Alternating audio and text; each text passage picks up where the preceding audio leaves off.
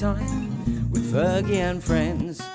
Hello, it's Little Red Storytime from Buttercup Cottage. Yes, live in Bluebell Wood, and it's so exciting. So I've just arrived, and Little Red says that if you're going to read The Dud Bud, then you need to read it from my Rose room.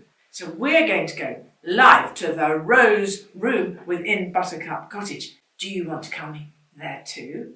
I know, it's very exciting. The Dud Bud, by Michaela Skilney, illustrated by Amanda Merrifield. Oh, how exciting is that? Look at this beautiful book. And do you know, this beautiful, fantastic Michaela Skilney sent me in my headgear. And I'm so excited about it because it's lovely. Story time with Fergie and friends. Hello, mums, dads, aunts, uncles, granny, grandpa. We're back. We're back. And you can write in and have your requests read out, or anything you like to for me to read out, or any requests from mums, dads, aunts, uncles, granny, grandpa, girls and boys. Now, storytimeletters@gmail.com. Storytimeletters@gmail.com. We've just done Ellie, who wanted a request for Helen, which is jolly nice. And now in a wild and whimsical garden bursting with blooms of every kind grew a little red rose named Rosie, frightened to leave her bud behind. Her bud was far too comfortable and home to what she knew. She'd have to leave that all behind if she let go and grew. As her flower bed began to sprout, little Rosie crouched down low. She didn't want others to make a fuss or try and convince her to grow. One by one, they broke their buds and soared into the sky, their petals released like butterfly wings atop their stems so high. You'll love it out here, said a fellow rose. Won't you join us for some fun? No, I won't, said Rosie the rosebud. My whole world would come undone. A dragon might descend on me and take me to a fairy tree, where an evil queen waits patiently to make a potion out of me. Oh, no, Rosie said with certainty. I'm happy inside my bud. It is the perfect place for me. Beyond her bed of roses, in a pink and purple patch, a posy of pretty sweet peas started to leave their buds and hatch. One lovingly questioned Rosie, what's the worst that could come true? The worst, said Rosie the rosebud. Boy, do I have news for you.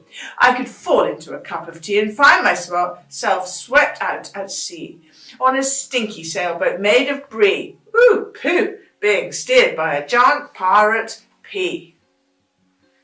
Oh, no, Rosie said respectfully. I'm content inside my bud. It's the perfect place for me. As poppies and cosmos danced in the breeze, daintily and proud, Rosie nervously cleared her throat and announced out loud, before you all begin and tell me just to be brave, do you know others are like out there? Do you know how they behave? Rhinoceros could jump on me while dancing to a symphony being played by cats and a bumblebee to impress a rat romantically. Oh, no, said Rosie impatiently. I'm just fine inside my bud. It's the perfect place for me. Margot, a wise old marigold, shedding petals over the floor, smiled at Rosie reassuringly, having seen it all before. Surely you know these frightening thoughts of yours will never come true. Could it be, little bud, you fear what other flowers may think of you? Little Rosie the rosebud was suddenly tired of all the clatter from the vocal garden flowers whose opinions shouldn't matter. But they'd planted a seed inside of her that things may not be bad. If she just dig deep and rise above, she might be glad she had. I know that my imagination runs a little wild, and I do dream up a lot of big catastrophes in my mind. But to tell you the truth, I'm nervous when you see the real me. You will think that I'm not good enough and not like what you see. What if I'm too heavy, I tumble to the ground, or my perfume isn't sweet enough, or my petals aren't not perfectly round? Loosening her grip, her petals crashed down with a thud. What if, said Rosie the rosebud, I'm just a dud bud? No, Rosie swung her sad little head as the flowers stood in awe. She was so embarrassed to notice that what the others actually saw. Letting go of all her fears, Rosie's petals had uncurled. She had blossomed right before their eyes. She'd opened to the world. Oh, I wish I'd kept my worries bottled up inside of me, Rosie exclaimed a pansy. Look at your petals, can't you see? Ah, cried Rosie, what's going on? Her voice beginning to boom. I think you're fine, said Margot. You've allowed yourself to bloom. Rosie closed her teary eyes and took a deep breath in, and she had never felt so light or bright or cosy in her skin. Our minds can be so mean to us and tell us silly things, that we're not pretty enough or smart enough or worthy of fitting in.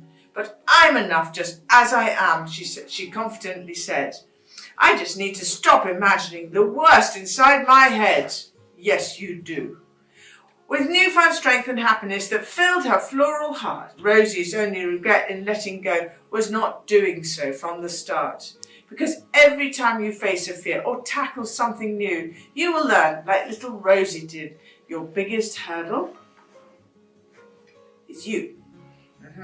Oh, whoa, whoa, whoa, whoa, whoa, Rosie said so gratefully, and how wonderful it feels inside to be finally set free.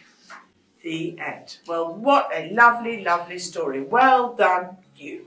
Well done, the Dud Bud. What a great book. Fergie and Friends, with Fergie and Friends.